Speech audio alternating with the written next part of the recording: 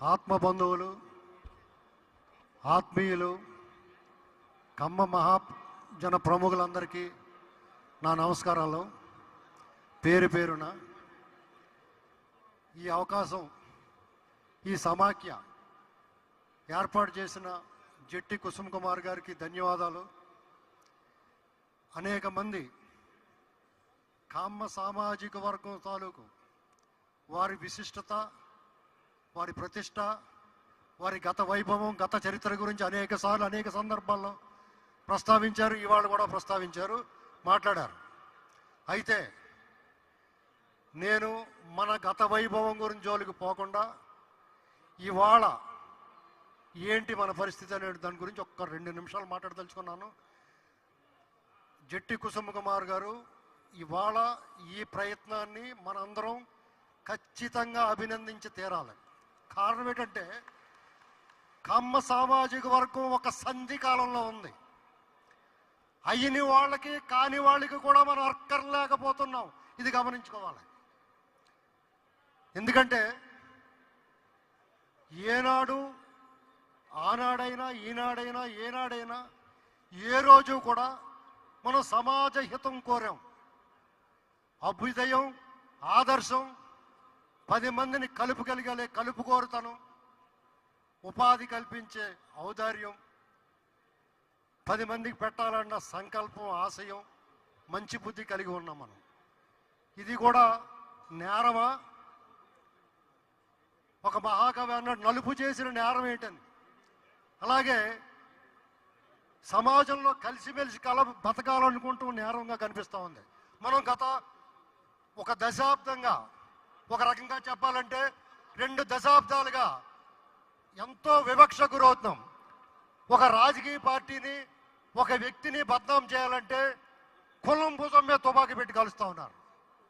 లేదా ఆ కులాన్ని బద్నాం చేయాలంటే ఆ రాజకీయ నాయకుల్ని, ఆ వ్యక్తుల్ని అడ్డం పెట్టుకుని ఈ కులాన్ని దూషిస్తున్నారు, కించపరుస్తున్నారు, హేళన చేస్తారు, జుగుప్సాకరంగా వ్యాఖ్యానాలు చేస్తూ ఉన్నారు. దీన్ని అర్జెంటుగా ఆపాలి. ఖచ్చితంగా మనమందరం కూడా సంఘటితమై ఇంకోటి గమనించాలి. ఏ రాజకీయ పార్టీ అన్నా సరే కమ్మ సామాజిక వర్గాన్ని టేక్ ఇట్ ఫర్ గ్రాంటెడ్గా తీసుకోకూడదు. రాజ్యాధికారంలో కానీ, వ్యవస్థల్లోని అవకాశం ఉన్న ఉద్యోగులకు కానీ వారి వాటా వారికి దక్కాలి. దానికోసం ఈ సంఘాలు, అలాగే కుసుమ్ కుమార్ గారు ఏర్పాటు చేసిన KGF కమ్మ గ్లోబల్ ఫెడరేషన్, ఈ సమాఖ్య కృషి చేయాలని కోరుతూ, అలాగే మనందరం కూడా ఈ KGF, ఈ సమావేశం, దీని గురించి అనేక వ్యాఖ్యానాలు వినిపిస్తున్నాయి. చాలామంది అభినందిస్తున్నారు.